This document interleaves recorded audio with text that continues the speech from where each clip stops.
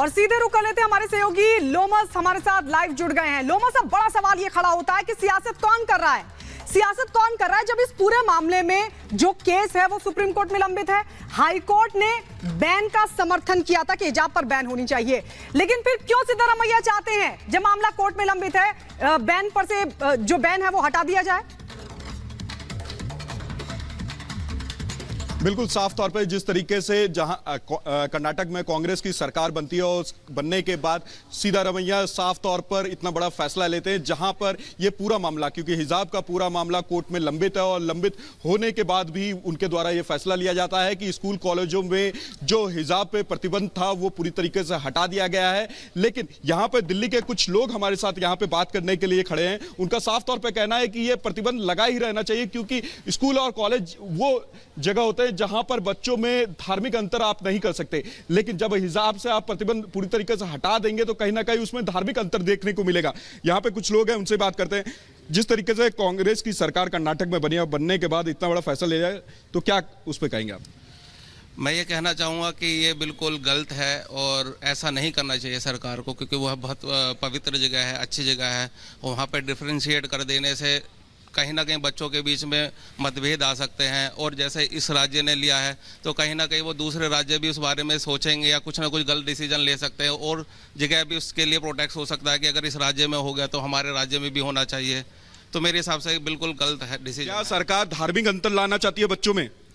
नहीं, सरकार को धार्मिक अंतर नहीं लाना चाहिए, क्योंकि क्या होता है कि देखो हम जो है बच्चों को भेजते हैं एक इक्वालिटी के हिसाब से भेजते हैं कि सारे बच्चों को एक ही जगह पे तोला जाए, एक सा देखा जाए।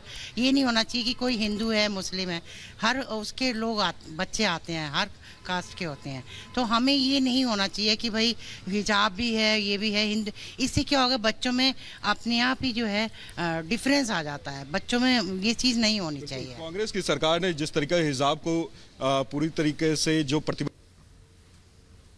कि स्कूल कॉलेज में जब बच्चे हिजाब पहन के जाएंगे तो कहीं ना कहीं उनमें धार्मिक अंतर दिखेगा कि नहीं? बिल्कुल दिखेगा, और ये एक हम देखना चाहेंगे भारत जो है सारे धर्मों का बिल्कुल आदर करता है, और ये बिल्कुल सरासर गलत किया है कांग्रेस सरकार ने, और हम इसके खिलाफ जो है आप कॉलेजों में भी हम यहाँ पे आंदोलन करेंगे। बिल्कुल साफ तौर पे देखिए दिल्ली के वासी और दिल्ली घूमने भी जो लोग आए उनका भी ठीक है लोमस, आपके पास लौटेंगे, लेकिन भोपाल चलते हैं। सत्यविजय हमारे संवाददाता हमारे साथ जुड़ गए हैं। सत्यविजय, अगर आपके साथ भी और लोग बाग हैं तो उनसे भी पूछिएगा। बीजेपी का लगातार ये कहना है कि कर्नाटक में किसान संकट में है, वहां की सरकार उस पर ध्यान देने की बजाय हिजाब बैन पर इजाजत दे रही है कि आप जाइए स्कूलों में हिजाब पहनिए। इसके अलावा गिरिराज सिंह का भी ये कहना है कि शरिया कानून को लाने का प्रयास कांग्रेस की तरफ से किया जा रहा है।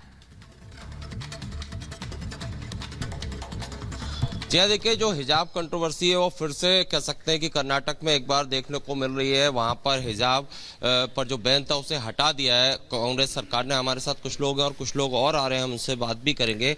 हिजाब को लेकर जो कर्नाटक सरकार ने फैसला लिया उस पर क्या कहेंगे? वहां पर फिर से प्रतिबंध हटा दिया गया। देखिए क्या है, जब से कांग्रेस सरकार आई है कर्नाटक में, वहाँ पर आप देखेंगे कि तुष्टीकरण की राजनीति ज़्यादा चल रही है। ये शरिया कानून को लागू करने का ये उनकी मंशा है, और कांग्रेस हमेशा जिहादी मानसिकता को और शरिया कानून को लागू करने के हित में ही बात करती है और काम करती है। तो आप इससे समझ सकते हैं। तर्क दे रहे हैं कि कपड़े पहनने पे और खाना